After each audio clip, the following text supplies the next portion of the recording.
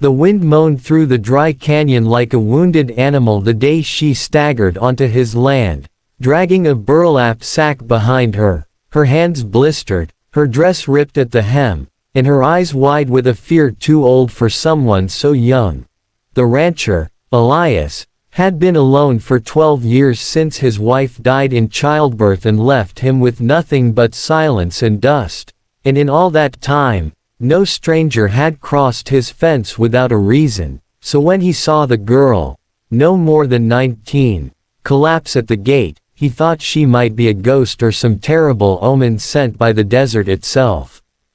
But she was real, shaking, half-starved, and clutching the sack like it was the only thing keeping her soul from unraveling.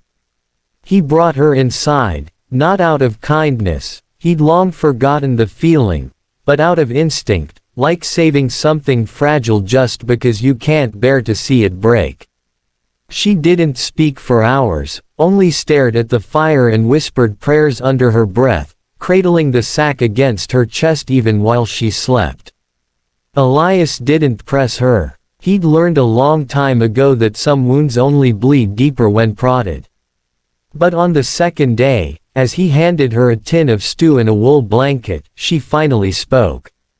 Her voice was cracked like dry wood.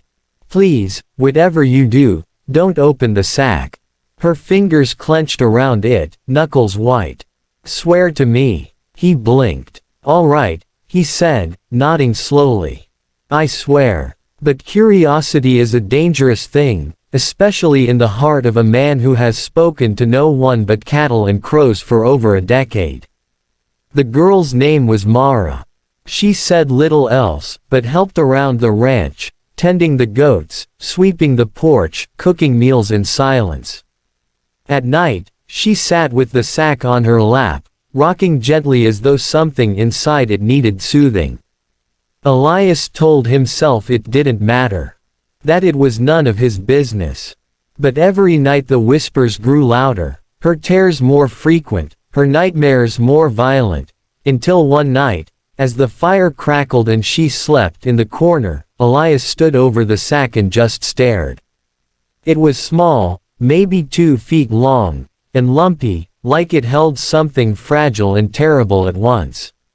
His hand trembled as he reached for it, 1,000 thoughts galloping through his mind. Is it gold?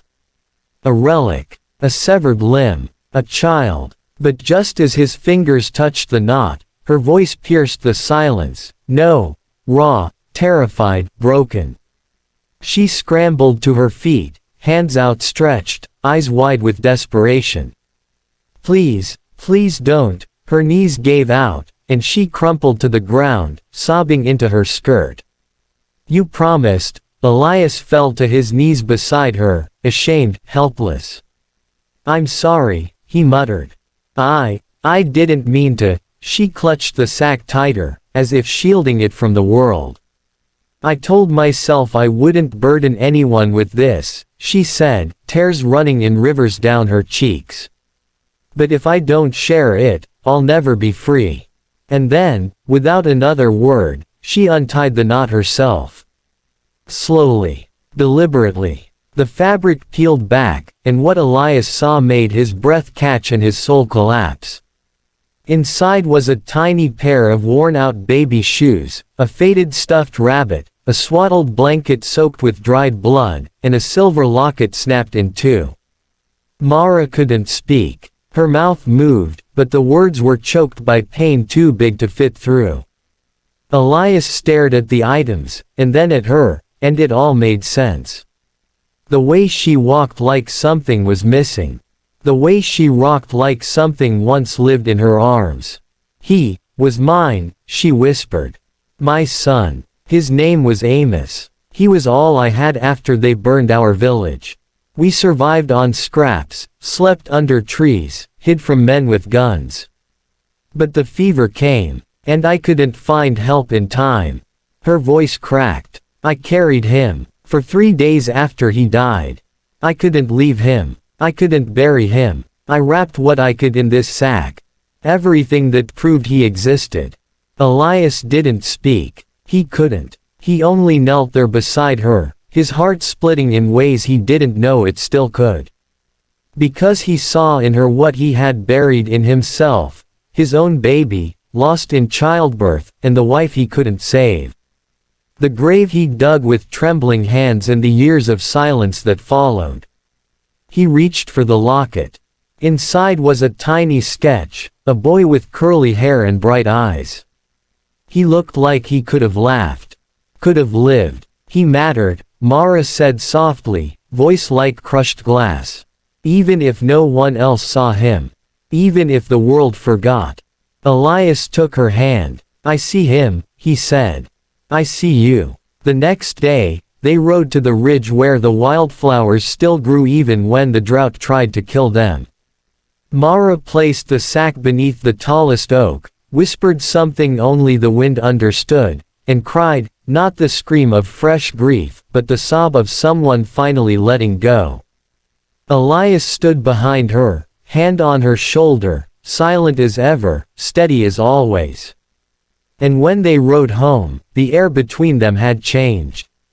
No longer strangers. No longer alone. Over the months that followed, Mara stayed. She planted flowers, painted the barn, laughed again, first quietly, then openly. Elias taught her how to ride, how to mend fences, how to live without guilt. And in return, she reminded him how to feel. To hope. To breathe. They didn't speak often of what had passed, but sometimes, at sunset, they'd ride to the ridge, sit by the flowers, and just remember. Because love doesn't die, it transforms.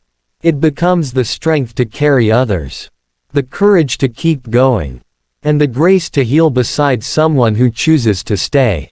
If this story touched your heart, if it reminded you that behind every silence is a story too heavy for words, then please, subscribe to this channel.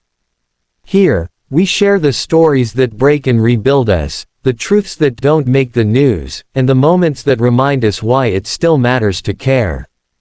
Because healing begins with listening, and sometimes, that's all someone needs to survive.